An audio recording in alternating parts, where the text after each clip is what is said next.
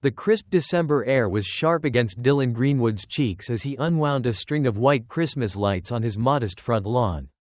His fingers, worn and calloused from years of woodworking, worked with careful precision to ensure each bulb was securely attached to the gutters of his small, one-story home. The lights weren't elaborate, just simple, warm white bulbs, but to Dylan, they were perfect. They reminded him of stars, of hope. And even if no one else noticed, the lights made him feel just a little less alone. As he worked, the whispers began, quiet but unmistakable. They floated toward him like the chill in the air. "There's Greenwood again," muttered Judith Carter, the neighborhood gossip, as she strolled past with her small dog. Her voice carried easily across the stillness of the early morning. "Spending all that time on decorations for what? He doesn't even have family coming over." Dylan's hands stilled for a moment, the small jab landing with an unexpected sting. He had grown used to the murmurs, the sidelong glances, the way people avoided him in the grocery store. It had been years since his wife, Emily, and their young son, Liam, were taken from him in a tragic car accident, and the isolation that followed was something he'd grown to bear in silence. But some days, like today, it felt heavier than others. "Morning, Judith," he called out, forcing a warm smile as he waved. She gave him a perfunctory nod before quickening her pace, her dog trotting obediently at her heels. Dylan sighed, turning back to his work. The truth was, he didn't put up the lights for anyone else. They were for him, a small act of defiance against the loneliness that threatened to swallow him whole. A reminder that there was still something worth celebrating, even if it was just the quiet beauty of Christmas lights in the dark. Later that evening, Dylan sat in his living room, his small home bathed in the soft glow of his modestly decorated tree. The room was tidy, almost painfully so, with nothing out of place. The shelves held no family photos, no clutter, no signs of a life shared with others. The only ornament on the tree was a delicate glass star, a gift from Emily on their first Christmas together. Its edges caught the faint light, casting small rainbows across the walls. "Just us again," Dylan murmured to the star, his voice thick with emotion. He rested his head against the back of his worn armchair, letting the quiet envelop him. The next morning, Dylan ventured into town to pick up a few groceries. Main Street was alive with the spirit of the season. Fresh pine wreaths adorned every lamppost, and strings of twinkling lights crisscrossed overhead. Shop windows displayed cheerful holiday scenes, complete with mechanical Santas and artificial snow. But as Dylan rounded the corner near the community shelter, a different scene greeted him, a group of children, huddled together on the curb. There were 8 of them, their small frames pressed close for warmth against the biting wind. Their clothes were mismatched and ill-fitting, clearly pulled from donation bins. A girl who looked to be about 10 stood at the front of the group. Her chin lifted in quiet defiance despite the obvious weariness in her eyes. Dylan slowed his steps, his heart clenching at the sight. He could see the faint shivers that rippled through their small bodies, the way they clung to each other for comfort. "Hello there," he said softly, approaching cautiously so as not to startle them. The children tensed immediately, their eyes darting to the older girl for guidance. She stepped forward, shielding the younger ones behind her. "We're fine," she said quickly, her voice firm despite the tremble in her small frame. Dylan crouched down to their level, his hands resting on his knees in a gesture of openness. "My name's Dylan Greenwood," he said gently. "I'm not here to hurt you. You all look cold. Hungry. Is there anything I can do to help?" The girl eyed him warily, her protective instincts clearly on high alert. "We don't need help," she said, her tone sharp, but her words didn't match the desperation in her eyes. Dylan glanced toward the shelter doors, which remained firmly shut. "Are they letting you stay inside?" "They're full," the girl admitted after a long pause. Her shoulders sagged slightly as the weight of their situation settled over her again. Someone was supposed to help us." "Who?" Dylan pressed, his voice gentle but firm. "Bright Futures," she said bitterly. "They promised us a place to stay. Said they'd come back, but they didn't." Dylan's chest tightened. He'd heard whispers about Bright Futures before, a supposed charity that had been making rounds in nearby towns, promising aid to homeless children but leaving them with nothing but empty words. "Do you have anywhere to go?" Dylan asked, his voice barely above a whisper. The girl shook her head, her expression hardening. We'll figure it out. We always do. Dylan hesitated for only a moment before speaking. I live just a few blocks from here. It's not much, but it's warm. There's food. You're welcome to come stay with me until we figure something out. The girl's eyes narrowed in suspicion. Why would you do that? Nobody just helps for no reason. Because no one deserves to be alone on Christmas. Dylan said simply. And because I used to be a teacher. I spent years helping kids. And I guess I miss it. The girl studied him for a long moment, her sharp eyes searching his face for any sign of deceit. Finally, she turned to the others. What do you think? A younger boy, no more than 6, piped up. I'm hungry. Leah's expression softened just slightly. With a deep breath, she turned back to Dylan. Okay, we'll come, but if you try anything, we're gone. Got it? Dylan nodded solemnly. Got it. The walk to Dylan's house was quiet, the children sticking close together like a pack of wary animals. Leah stayed at the front, keeping a watchful eye on Dylan as they made their way through the snow-dusted streets. When they arrived, Dylan opened the door and gestured them inside. Welcome, he said softly. Make yourselves at home. The children filed in cautiously, their wide eyes taking in the simple warmth of Dylan's living room. The tree glowed softly in the corner, its lone ornament catching the light. A fire crackled in the small stone fireplace, casting a golden glow across the worn furniture. First things first, Dylan said, moving to the kitchen. How about some hot chocolate? The children didn't answer, but their eyes lit up at the mention of the treat. As Dylan busied himself preparing mugs of cocoa topped with marshmallows, he couldn't help but smile. For the first time in years, his house didn't feel so empty. The soft clinking of mugs filled the room as Dylan set a tray of steaming hot chocolate on the coffee table. The children hesitated, their eyes darting between Dylan and the cups of cocoa. Leah, standing slightly apart from the others, crossed her arms and gave Dylan a scrutinizing look. Go ahead, Dylan said gently. It's just cocoa. You can stay right here and watch me if you're worried. Leah didn't move, her gaze unwavering. Finally, she reached for one of the mugs and took a small sip. The warmth of the drink softened her stern expression, and she gave a slight nod to the others. One by one, the children reached for their cups, small hands wrapping around the warm ceramic. A younger girl with tangled hair, Mia, Dylan later learned, let out a soft giggle as the marshmallows tickled her nose. Beside her, a boy with large, curious eyes, Sam, carefully dipped his finger into the foam and tasted it with a delighted grin. Leah stayed standing, her mug held tightly in her hands. Why do you live alone? She asked, her tone blunt. The question caught Dylan off guard, but he managed a small smile. I guess I just like the quiet. Leah's sharp eyes stayed on him.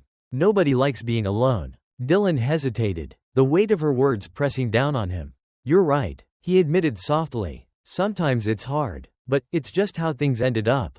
Leah didn't reply. She glanced at the other children, who were already sinking into the plush armchair and couch, their tension melting as the warmth of the house wrapped around them. As the night wore on, Dylan worked to make the children comfortable.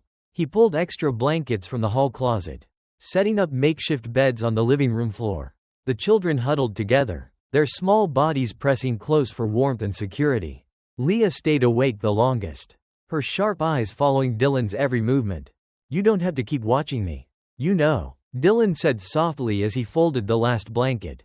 I do, Leah replied, her voice steady. It's my job. Dylan crouched beside her, his knees creaking slightly. You're a good protector, Leah, but you don't have to do it alone anymore.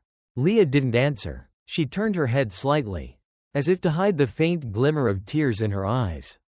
Dylan didn't press further. He gave her a gentle pat on the shoulder before retreating to the kitchen. The next morning, sunlight streamed through the windows, casting a warm glow over the living room.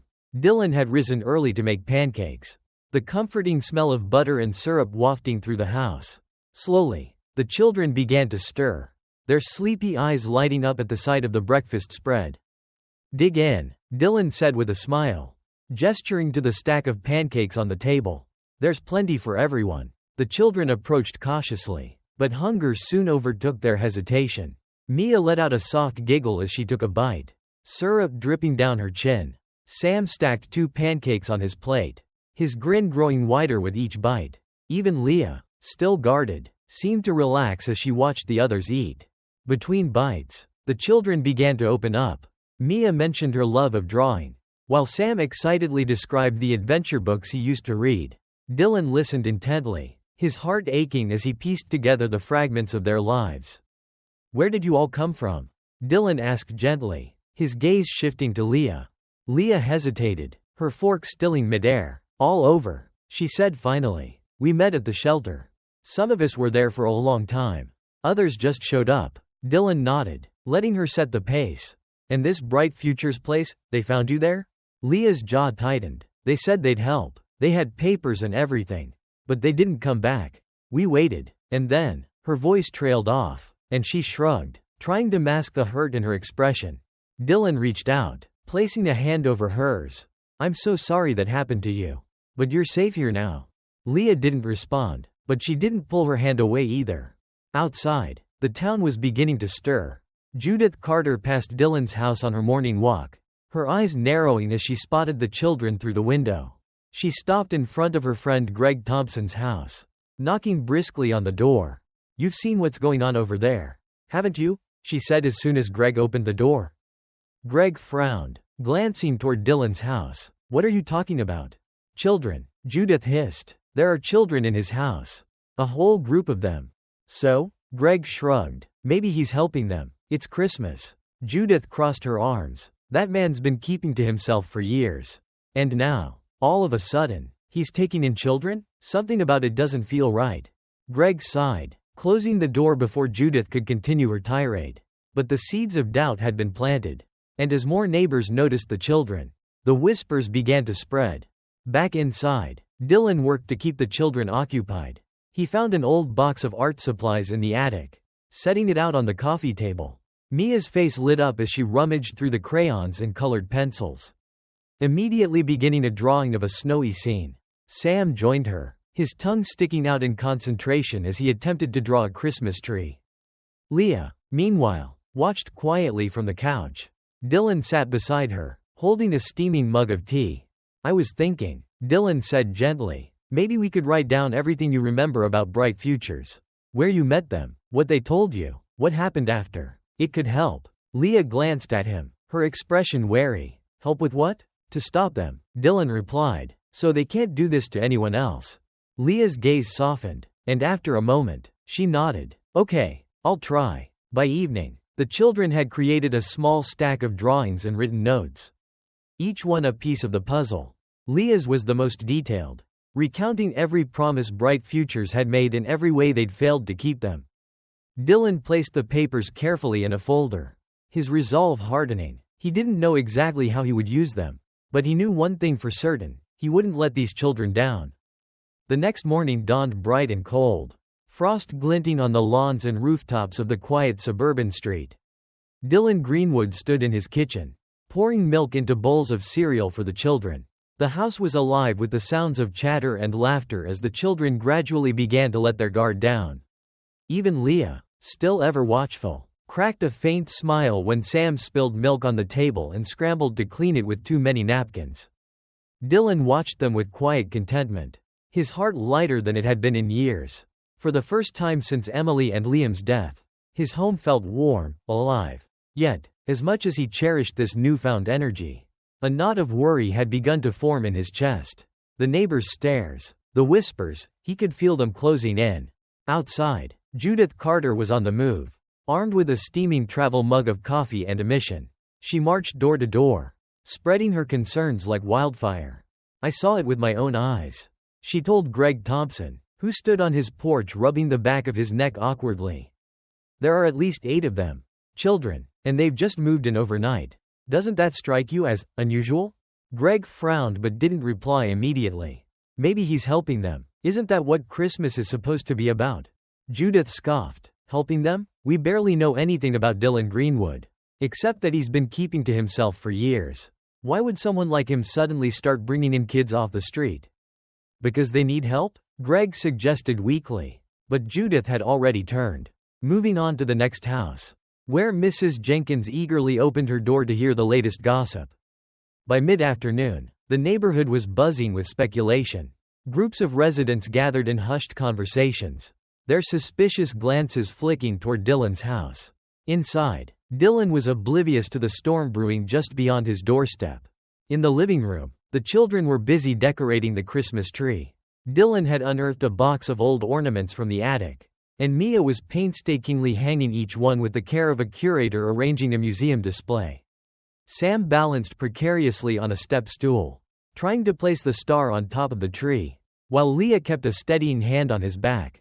"This one's my favorite," Mia announced, holding up a glittery snowflake. "It looks like real ice." "It's beautiful," Dylan agreed, smiling warmly as she placed it on the tree. For a moment, everything felt perfect, but then there was a sharp knock at the door. Dylan's stomach dropped. He wiped his hands on a dish towel and moved to answer it. Standing on his porch were two women in professional attire, their expressions polite but firm. One held a clipboard. "Mr. Greenwood?" the taller woman asked. "I'm Ms. Parker from Child Services, and this is my colleague, Ms. Grant. We've received some concerns from members of the community and need to speak with you." Dylan stepped aside to let them in, his heart pounding. The children, sensing the shift in mood, grew quiet. Leah stepped protectively in front of the younger ones, her sharp eyes narrowing at the sight of the strangers. "We're here to ensure the children's safety," Ms. Parker explained, her tone gentle but businesslike. "Can you tell us how they came to be in your care?" Dylan took a deep breath, recounting the story of how he'd found the children outside the shelter and learned about their ordeal with Bright Futures. Ms. Parker listened carefully, taking notes as he spoke. "May we speak with the children?" Ms. Grant asked. Dylan nodded, but Leah stepped forward, her chin held high. "You can talk to me," she said firmly. "I'll tell you everything." The social workers exchanged a glance before nodding. They sat on the couch, and Leah launched into her story, how Bright Futures had promised them food and shelter, only to disappear without a trace. She spoke with a mix of anger and sadness, her small hands clenched into fists as she described the nights they'd spent cold and hungry. Ms. Parker nodded sympathetically. "Thank you for sharing that, Leah, and Mr. Greenwood. Thank you for stepping in to help these children. However, we still need to verify their backgrounds and ensure they're in a safe environment." "They are safe here," Leah interjected, her voice sharp. "Safer than we've been anywhere else." Dylan's heart swelled with pride, but Ms. Parker's expression remained neutral. "We'll need to follow up on this," she said, rising to her feet. "In the meantime, please ensure the children remain here until we can conduct a full review." After the social workers left, the house was heavy with silence. The children sat huddled together, their earlier joy replaced by unease. "What happens now?" Mia whispered, clutching her stuffed animal tightly. Dylan crouched beside her, his voice steady. "Nothing's going to happen. I'll make sure of it. You're safe here." Leah's sharp eyes met his. "You promise?" "I promise," Dylan said firmly, hoping his voice carried more confidence than he felt. Meanwhile, across town, Lisa Morgan, the local reporter, was preparing her next move. She had caught wind of the Child Services visit and saw it as the perfect opportunity to escalate her story. Sitting at her desk, she typed furiously, her headline bold and sensational. "Reclusive neighbor raises questions after taking in homeless children." Lisa smiled to herself as she hit publish, imagining the buzz her article would create. Controversy always drew readers, and she was determined to make this the story of the season. That evening, as Dylan prepared dinner, he noticed a group of neighbors gathering on the sidewalk across the street. Judith Carter was at the center, her voice rising above the others. "We need to protect our community," she declared. "We don't know what's really going on in that house." Dylan closed the curtains, his jaw tightening. He refused to let their judgment shake him. Instead, he focused on the children, who sat at the table waiting for dinner. "Spaghetti and garlic bread," he announced with a smile, carrying the steaming dishes to the table. "Hope you're hungry." The children cheered, their earlier fear momentarily forgotten as they dug into the meal.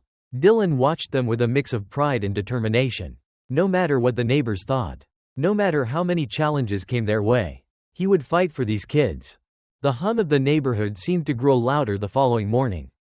Dylan woke to find his mailbox stuffed with flyers, newspapers, and even an anonymous note that simply read, "What are you hiding?" The children were still asleep, their soft breaths filling the quiet house. But Dylan knew it was only a matter of time before they sensed the mounting tension outside. He made himself a cup of coffee, his hands trembling slightly as he sifted through the papers. At the top of the stack was an article from the local news site. The headline screaming at him: "Mystery at Greenwood House. 8 homeless children taken in by reclusive neighbor." The article, written by Lisa Morgan, painted a damning picture. Though it stopped short of outright accusations, it raised questions designed to sow doubt in readers' minds. Words like unusual behavior and cause for concern were peppered throughout the piece. Dylan felt his stomach twist.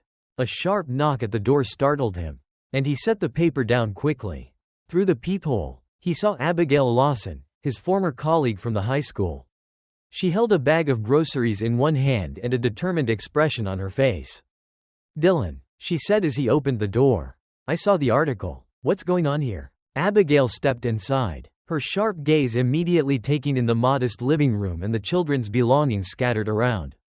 Her expression softened as she spotted Mia peeking around the corner, clutching her stuffed animal. "Who are you?" Mia asked cautiously. "I'm a friend of Mr. Greenwood's," Abigail said with a kind smile. "What's your name?" "Mia," the girl whispered, retreating shyly. "Abigail," Dylan said, his voice heavy. "These are the kids I told you about. They were abandoned by that charity, Bright Futures." Abigail's eyes narrowed. "Bright Futures? I've heard about them. There've been rumors for years. But no one's ever proven anything." "Well, these kids are the proof," Dylan replied. He gestured toward the stack of drawings and notes the children had created. "They've been through hell, Abigail. I couldn't just leave them out there." Abigail nodded, her expression resolute. "Then we're going to fight this." "Dylan, these neighbors, this reporter, they don't know you like I do. You're one of the kindest, most selfless people I've ever met. And it's time the rest of the town remembered that." Later that day, Abigail went to work. She started by reaching out to former students and colleagues, gathering testimonials about Dylan's years as a teacher. The stories came pouring in, accounts of how Dylan had stayed late to help struggling students, bought supplies for those who couldn't afford them, and even paid for a school trip out of his own pocket. One letter stood out, from a former student named Clara Alvarez, now a social worker. Clara recounted how Dylan had mentored her through a difficult time in her life, inspiring her to pursue a career helping others. "This will help," Abigail told Dylan that evening as she handed him a stack of printed testimonials. "People need to see the real you." Meanwhile, Leah had been watching the adults closely. Though she didn't fully understand the gravity of what was happening, she could feel the tension in the house. She pulled Dylan aside while the younger kids were drawing in the living room. "What's going to happen to us?" she asked, her voice quiet but firm. Dylan crouched to her level, placing a reassuring hand on her shoulder. "Nothing's going to happen, Leah. I'm not going to let anyone take you away." Leah's jaw tightened, her usual shield of defiance slipping for a moment. "I don't want to lose them," she admitted, glancing toward the other children. "They're all I've got." Dylan's chest tightened. "You're not going to lose them," he promised. "We're a family now, and families stick together." Leah gave a small nod, her eyes glistening with unspoken emotion. That evening, as the sun dipped below the horizon, Dylan set up a meeting in his backyard with Abigail and Daniel Reese, the investigative journalist he'd contacted. Reese had arrived that afternoon, armed with a briefcase full of documents and a sharp mind ready to uncover the truth. "I've been following Bright Futures for years," Reese began, spreading out his notes on Dylan's worn picnic table. "They operate under different names in different cities, but the pattern is always the same. They promise shelter and aid, collect donations, and then disappear, leaving their victims with nothing. Why hasn't anyone stopped them?" Dylan asked, his frustration evident. "Because they're careful," Reese replied. "They keep their operations small, and they target the most vulnerable, people who don't have the resources to fight back." "Well, now we have resources," Abigail said firmly. She handed Reese the children's drawings and written accounts. "We need to bring this to light." Reese nodded, his expression grim. "I'll start drafting the story tonight. With your permission, Mr. Greenwood, I'd like to include these kids' testimonies. Anonymously, of course." Dylan hesitated, glancing toward the house where the children were playing. "If it'll help protect them, then yes." The next morning, Reese's article went live, and it hit the town like a thunderclap. The headline read, "Bright Futures Exposed. Fraudulent Charity Preys on Vulnerable Children." The piece was a meticulous takedown of the organization, filled with damning evidence and first-hand accounts. Rees highlighted Dylan's role in rescuing the children, painting him as a hero rather than the villain Lisa Morgan's reports had implied. The shift in public perception was almost immediate. Neighbors who had once whispered behind their curtains now stopped by to offer apologies and support. Greg Thompson was the first, bringing a box of toys and clothes for the children. "I'm sorry for doubting you," Greg said, his voice thick with guilt.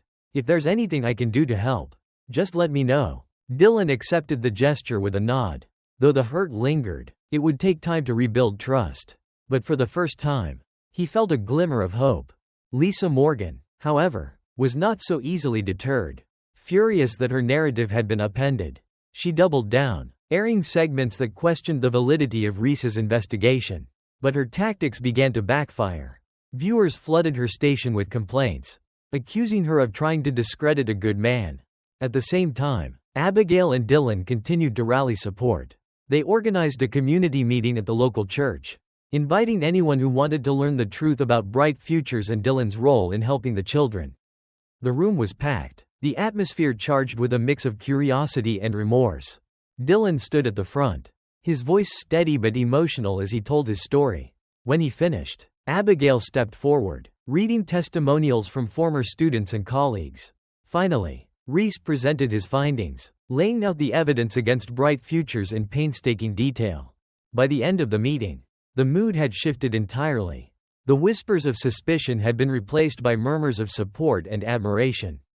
The warmth of the community meeting lingered in Dylan Greenwood's mind as he stood in his quiet kitchen the next morning, pouring a fresh cup of coffee.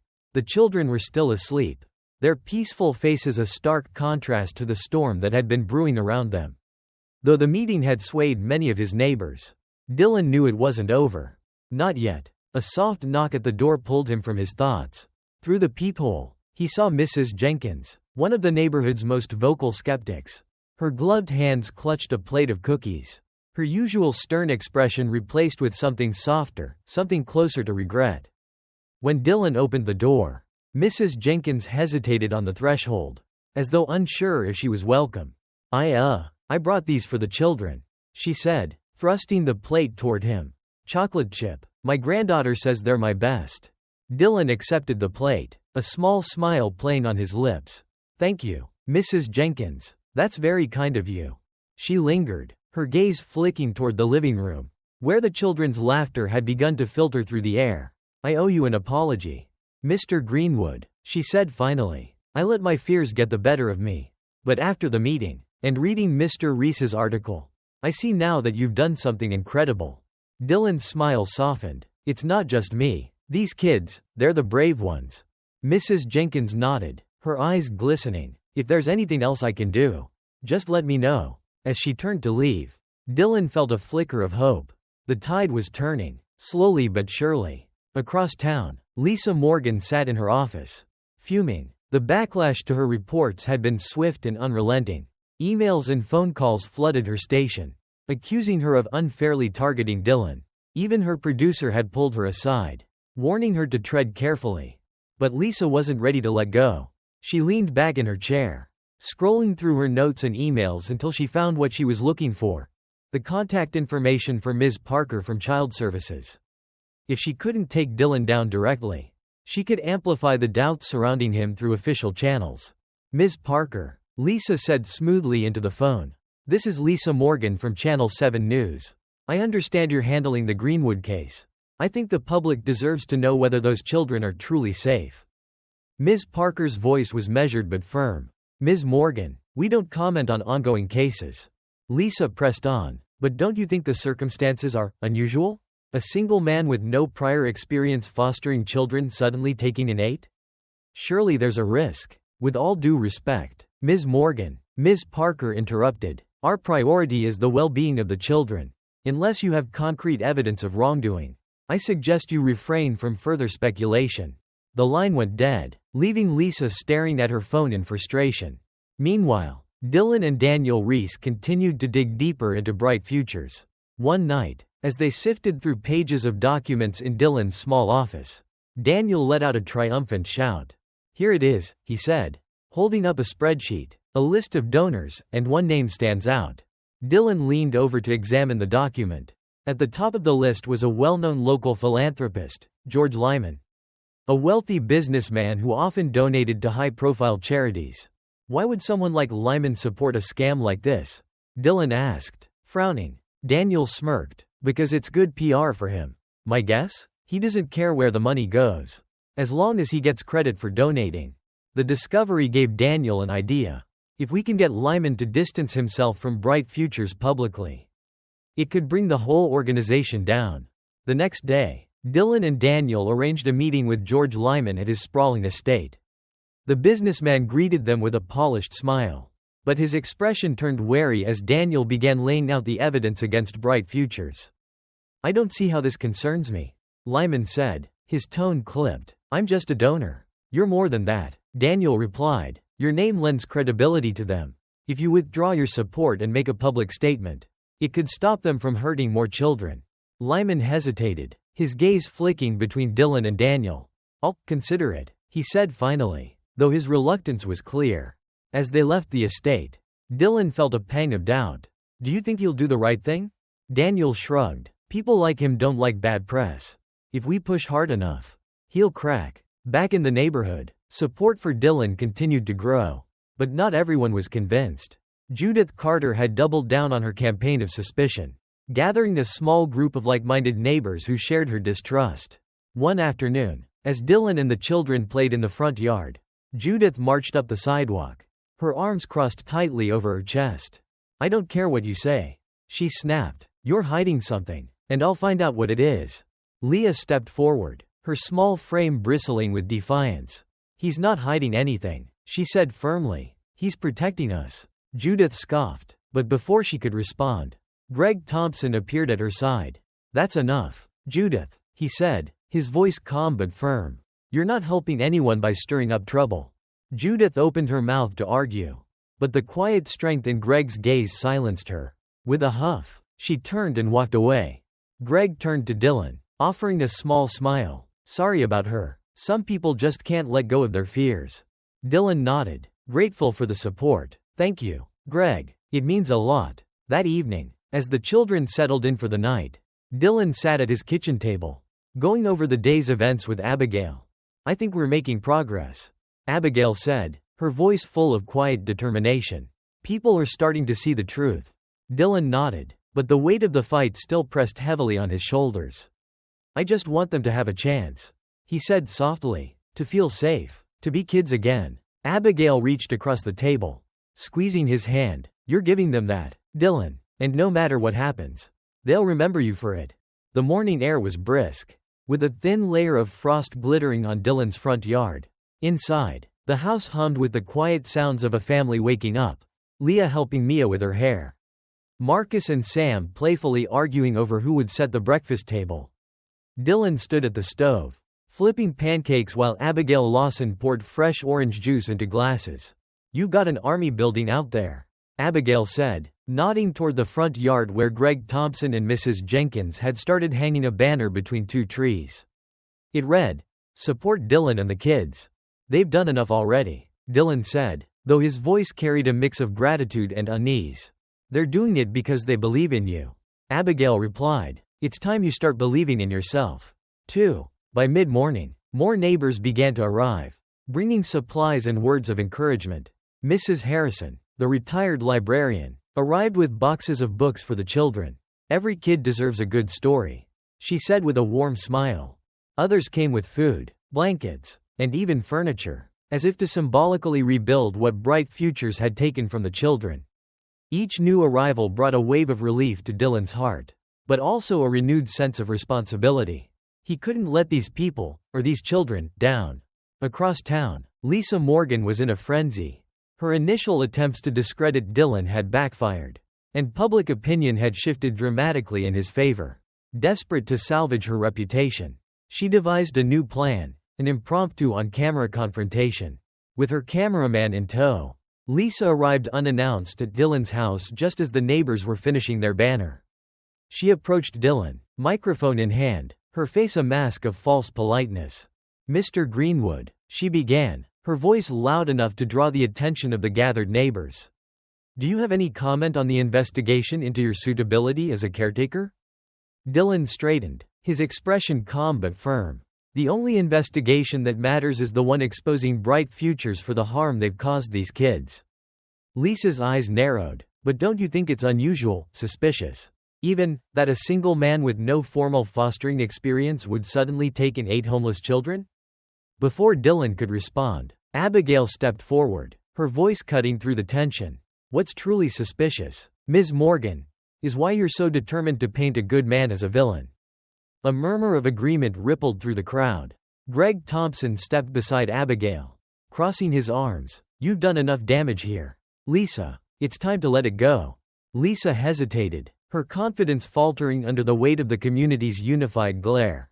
With a tight smile, she turned back to her cameraman. "Let's wrap this up." Inside the house, Daniel Reese paced the living room, his phone pressed to his ear. After days of persistence, he had finally convinced George Lyman's publicist to schedule a meeting. It was a small victory, but a crucial step toward dismantling bright futures. "I'll head over now," Daniel said. Ending the call, he turned to Dylan. "This could be it. If Lyman pulls his support, the entire organization will start to crumble. Let me know what you need." Dylan said, "I'll back you up any way I can." Daniel nodded, his resolve clear. "Just keep doing what you're doing. The community is watching, and they're on your side." That evening, the neighbors organized an impromptu gathering in Dylan's yard. Strings of warm lights were hung from trees, and tables were set up with food and hot drinks. The children laughed and played with the neighborhood kids, their smiles a testament to the progress they'd made under Dylan's care. Leah stood by the fire pit, watching the scene with a rare look of contentment. Dylan joined her, handing her a mug of hot cocoa. "Not bad for a bunch of strangers."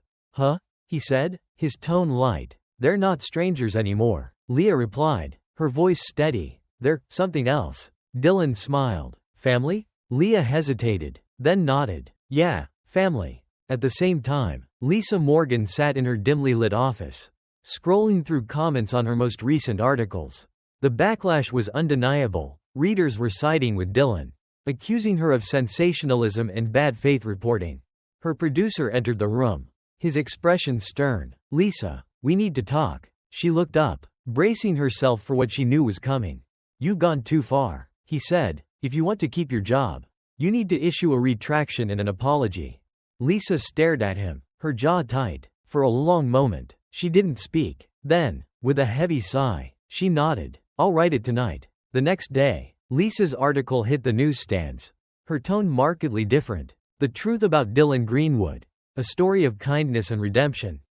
In it, she detailed the plight of the children, Dylan's selfless actions, and the community's growing support. She even quoted Abigail Lawson and Daniel Reese, acknowledging her previous mistakes. The article was met with widespread praise, and for the first time in weeks, Dylan felt the weight on his shoulders begin to lift. On Christmas Eve, as the snow began to fall, Dylan gathered the children in the living room. The tree was brightly lit, and gifts donated by the neighbors were piled high beneath it. Each child opened their presents with wide-eyed excitement, their laughter filling the room. Leah, however, hesitated. She held her gift in her lap, her fingers tracing the wrapping paper. "It's okay," Dylan said gently. "Go ahead." Leah unwrapped the box slowly, revealing a journal with a leather cover. Inside was a note from Dylan, for Leah, to write her own story. Tears filled her eyes as she hugged the journal to her chest. "Thank you," she whispered. "You're welcome," Dylan replied, his voice thick with emotion. "Merry Christmas, Leah." Later that night, as the children drifted off to sleep, Dylan sat by the fire with Abigail and Daniel. The news had just come in. George Lyman had publicly withdrawn his support from Bright Futures, denouncing the organization as fraudulent.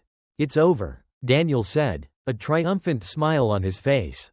"No," Dylan replied, his gaze soft as he watched the sleeping children. "It's just beginning." The first light of Christmas morning spilled over the quiet suburban street, reflecting off the fresh snow that blanketed rooftops and lawns. Inside Dylan Greenwood's house, the warmth of the fire and the soft glow of the Christmas tree painted a scene of peace. The children stirred from their makeshift beds in the living room, their sleepy faces lighting up as they saw the mountain of presents beneath the tree. "Merry Christmas," Dylan said with a smile, stepping into the room with a tray of hot chocolate. The children cheered, their excitement momentarily overwhelming the quiet morning. Leah, as always, hung back slightly, her watchful eyes scanning the scene before she allowed herself to join in. The unwrapping began with laughter and shouts of delight. Sam unwrapped a set of wooden toy cars, his grin stretching ear to ear. Mia found a new art kit, complete with paints and brushes, and immediately began sketching on a blank canvas. Tanya, the youngest, squealed with joy at the sight of a stuffed bunny, clutching it tightly to her chest. Leah's gift sat unopened in her lap. Dylan noticed and knelt beside her. "Not interested?" he asked gently. Leah shook her head, a faint smile playing on her lips. "I'm just making it last." Dylan chuckled. "Well, when you're ready, it's all yours." Leah opened the box slowly, her eyes widening as she revealed a small digital camera. Her fingers traced the sleek surface. And for the first time, Dylan saw the hint of tears in her eyes. "I thought you might like to tell your story in pictures," Dylan said softly. "You've got a good eye." Leah nodded, unable to speak. She looked up at Dylan and, for the first time, hugged him tightly. Later that morning, the neighbors began to arrive, their arms filled with food, gifts, and warm smiles. Greg Thompson brought a tray of freshly baked cinnamon rolls, while Mrs. Harrison delivered a roast turkey large enough to feed the entire group. Abigail Lawson had organized a small choir of neighborhood kids, who stood in Dylan's yard singing Christmas carols. Their voices rose in harmony, drawing smiles from the children as they peeked out the window. "It's beautiful," Mia whispered, clutching her sketchbook as she stood beside Dylan. "It is," Dylan agreed, his heart swelling with gratitude. Just as the caroling ended, a familiar figure appeared at the edge of the yard, Lisa Morgan. Her usual confident demeanor was replaced with hesitation, and she carried a small wrapped gift in her hands. The neighbors fell silent as she approached Dylan, their curiosity palpable. Lisa cleared her throat, her gaze meeting Dylan's. "I owe you an apology," she said, her voice steady but soft. "I let my ambition cloud my judgment. I see now that what you're doing here is extraordinary. I'm sorry for the harm I caused." Dylan studied her for a moment, then extended a hand. "Apology accepted." Lisa smiled faintly, shaking his hand before stepping back into the crowd. As the day unfolded, Dylan's home became a hub of celebration. Neighbors and children filled every corner, sharing food and laughter. The dining table, once a solitary space for Dylan, now overflowed with dishes and the sound of lively conversation. At the head of the table, Dylan watched as the children talked and laughed with their new friends. Leah, who had spent so long guarding her emotions, now smiled freely as she showed her camera to Sam. Mia displayed her sketches to a group of admiring neighbors, while Tanya proudly introduced her stuffed bunny to everyone she met. "You've given them a home," Abigail said quietly, sitting beside Dylan. "A real one." Dylan nodded, his chest tightening with emotion. "I didn't do it alone." As the afternoon faded into evening, Dylan's phone buzzed with a call from Ms. Parker at Child Services. He stepped into the kitchen to take it, his heart pounding. "Mr. Greenwood," Ms. Parker began, her tone formal but kind. "After reviewing the evidence against bright futures and observing your care for the children, we've decided to recommend that you become their official guardian." Dylan's breath caught. "All of them?" "Yes," Ms. Parker confirmed. "If that's what you want, we'll help you navigate the legal process. It's clear that these children are thriving under your care." Tears filled Dylan's eyes as he thanked her. When he returned to the living room, the children looked up expectantly, sensing the importance of the moment. "I have some news," Dylan said, his voice trembling with emotion. "Child Services wants me to be your guardian. Permanently." The room erupted into cheers. Leah, ever the leader, stepped forward and hugged Dylan tightly. "You're stuck with us now," she said with a grin. "I wouldn't have it any other way," Dylan replied, his heart full. That evening, as the neighbors trickled home and the children settled into their beds, Dylan sat by the fire with Abigail. The house, though quieter now, still radiated warmth and love. "You've built something beautiful here," Abigail said softly. "Not just for the kids, but for yourself." Dylan smiled, his gaze fixed on the glowing embers. I thought I'd lost everything after Emily and Liam. He said, but these kids, they've given me a second chance. And you've given them the same. Abigail replied. As midnight approached, Dylan stood at the window, looking out at the snow-covered street. The banner Greg and the neighbors had hung earlier still fluttered gently in the breeze, a symbol of the community's transformation. Behind him, the children slept soundly, their dreams free from fear for the first time in years. Dylan turned away from the window and joined Abigail by the fire, the flickering light casting shadows of hope and healing on the walls. "Merry Christmas," Abigail said, leaning her head against his shoulder. "Merry Christmas," Dylan replied, his voice filled with quiet joy. For the first time in years, Dylan Greenwood didn't feel alone. He felt whole.